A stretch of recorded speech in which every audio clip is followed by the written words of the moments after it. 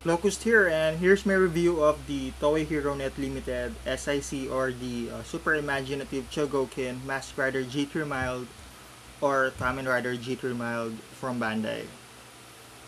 So for a 2008 release, I think back then they don't do releases for exclusive and limited figures that comes with a brown mailer box, because they tend to do it nowadays, but back then I don't think that they do that. Anyway, here's the packaging of the figure. There are some limited and exclusive releases that their packaging has a display window, but for this one seems that it doesn't have that. It's perfectly sealed here. Then at the back we only have one preview, compared to the regular releases that it has a lot of previews of the figure, but not really, something that we should be complaining about, or not really that much of a huge deal, for as long as the figure is okay inside. Anyway, so for this release we would only be getting a one tray that pretty much has the entire accessories that came along with the figure, aside from the figure of course. And there are some stuff that are common here, like comparison between the G3 and G4 release volume 39. I think they do both share the same number of alternate hands. We have the shield here. We have the baton-like weapon here. I forgot what this thing is called, but I can't. It seems like this tin came with the small version of it, where you can detach it and you can just replace it with that, and then have it placed on the figure's tie weapon wielder thingy. I forgot what it's called. Anyway, this thing is new though. This is a shotgun. G3 and G4 didn't came with this weapon, so it's nice that there's like a unique accessory that came with the figure. And again, for an old release, back then they don't do the packaging that they do nowadays. They still secure their figures using this annoying twist wire, so we will be cut those stuff using this one. So finally the figure is free from the annoying twist wires, and for the figure it stands at least 7-inch tall. As you can see here, for comparison purposes, here's a Mark 42 Iron Man figure from Hasbro Marvel Legends, and this is a SH Figure Arts Iron Man figure. So for the details and articulation of the figure, it has a very plausible range of motion, despite of the detailing on the armor that somewhat hinders the figure of unleashing the capability of the base body that it's using, of providing an awesome kick-ass articulation or range of motion. But for this one, even if the armor is attached to it, it has a very plausible, like I mentioned. Anyway, for the head, it's on a ball joint right there, connecting to the neck, and then the neck connecting to the body. But somewhat, as of the moment, or I don't think that there's a chance that this part here, this head here, moves independently, or maybe it's just new, but it can move sideways without moving the entire neck. Alright, and then the head can tilt like that, can look upward and can look downward. But if you really go with looking upward that far, seems there would be like a gap here from the body to the neck that looks really off if you're gonna take a photo of it, or if you're gonna display it that way. So if you really are a nitpicker, it kind of looks off. Alright, so it has a magnificent, good looking compound eyes, very reflective. Alright, so for the head part, the antenna looks solid.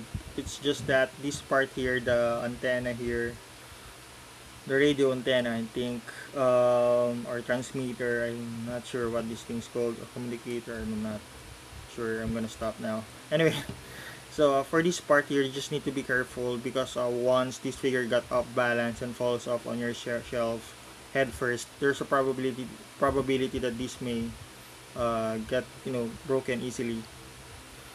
Anyway, for the shoulders here, it's on a ball joint right there connecting to the body on a hinge here that will give you a good range of motion. And despite that there's like a armor pad here going on here, the arm can still raise as far as that, and I think it's really okay. It's really, you know, decent. It's not within the average level, I guess. It has a bicep swivel right there. It has a double hinge elbows, ball jointed wrist. Alright. Now for the body, despite the detailing here, the figure can still look downward and upward. It can still do that. It can tilt because of the joint system being used here. There's an independent joint here, a ball jointed and connecting to the waist, then the waist connecting to the lower body part. It would really give you a good range of motion there. No complaints here. This part here moves independently, and as you can see, the belt is on a translucent plastic, but the color used here is a bit darker, so it's not that obvious. It has a well painted green detailing here, very nice. As you can see, upper body well sculpted. Then this part here, it doesn't have that feel that it can easily get scratched on unless you force it, but you know, it doesn't have that feel really. Alright, at the back,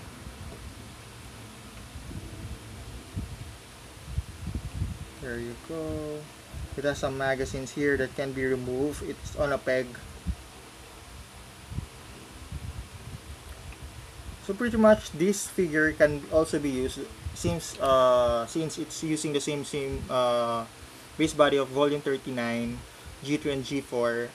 You can also use these parts. You can remove these parts and replace it with G3s or G3X or G4, whatever you want to build on this figure, since they share the same base body. Alright, so on the legs, it can go as far as that. Right. There are some releases of this figure that somewhat on how these joints were placed.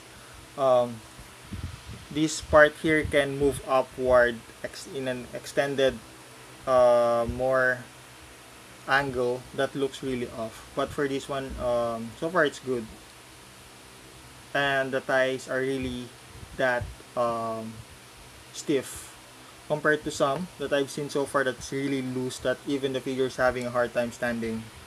Moving backward on the legs is really hard, but doing splits, it can go as far as that as of the moment, I think, but I think it's the best thing that this figure can do. At the same time, this part here on the belt that seems moves independently somehow hinders it from extending more further, but I think this is how far this thing goes. Alright, so it has a thigh swivel, as you can see. Has a very nice detailing and well painted. It's like it's well paneled lined here. Nice paint here. See, every detail of this figure is really awesome.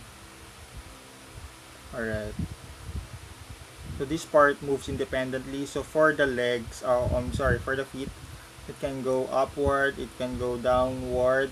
It has a toe articulation, and it can swivel like ankle rockers. Ankle rockers can go as far as that. It's really awesome. See? Just be careful. There's a chance that you may get, you know, a very loose knee joint based on experience. So yeah, there you go. So for the Chogokin part, um, it has some detailing here. It's made out of Chogokin. The bracers are made out of Chogokin. The knee pads or knee guards are made out of Chogokin, and this one made out of Chogokin or die-cast metal. And surprisingly, the detailing here has a hole in it, meaning there's a chance that this figure can also equip the missile launcher of G4, Mask Rider G4. So yeah. For the accessories of the figure, just like volume 39, it only consists of 3 weapon wielding hands or default hands that came with the figure, and it's pretty much the same with G3, G3X. Well detailed here, as you can see.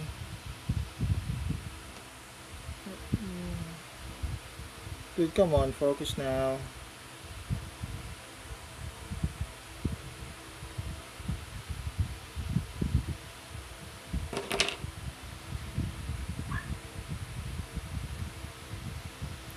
Wasting time here.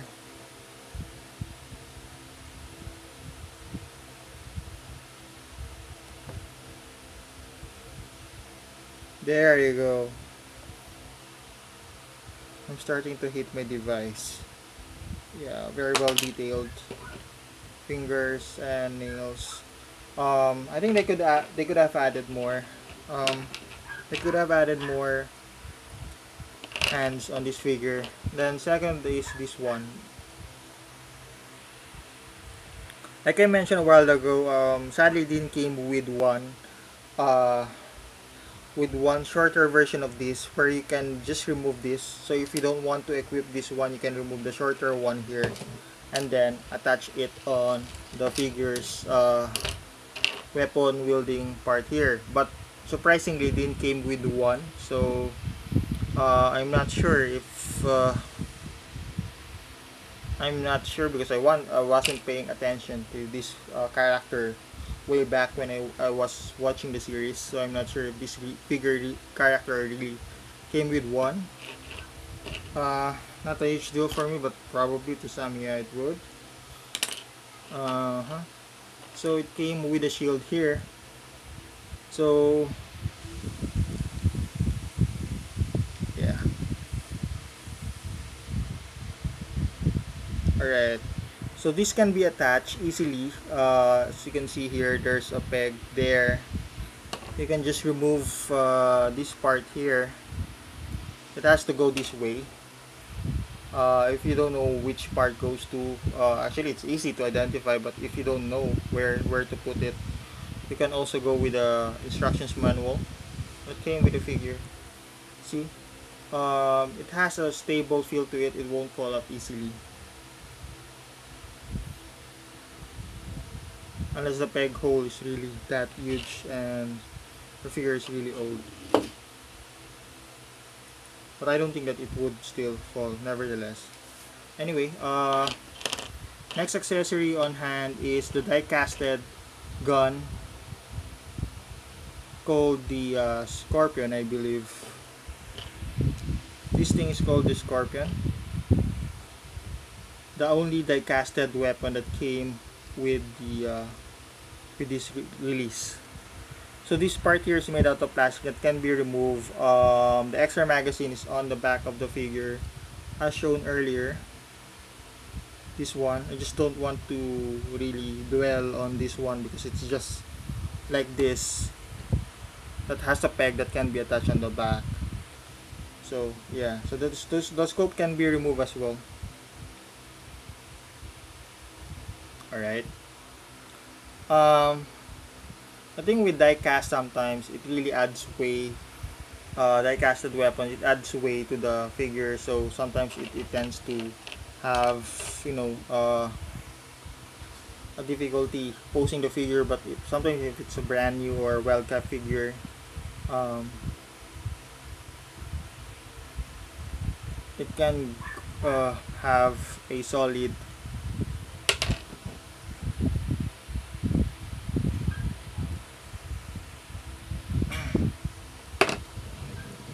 let me just attach it here as you can see. And yeah, it's not broken since it's a multi-changer figure. You can easily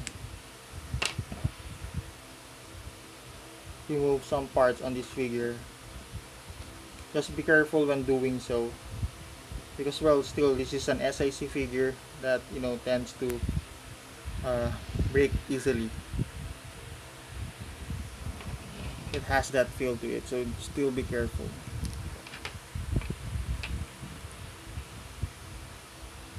There. My other G3 mild, yeah, my other, because this is my second one. My other G3 mild is having a hard time sometimes doing this pose because the joint here is kind of loose. That with the die casting attached to his hands, it add ways to it. Anyway, here's the last one. Here's the shotgun. It doesn't have a Chogokin part, but well detailed and painted. Very nice. And it has a pump up action too. See? So you can also use these with other figures that you have, like, you know, if you have the Punisher or Deadpool or Deathstroke or any other figure that wields weapon, you can use this one. So it's really nice. Overall, this figure is a-okay.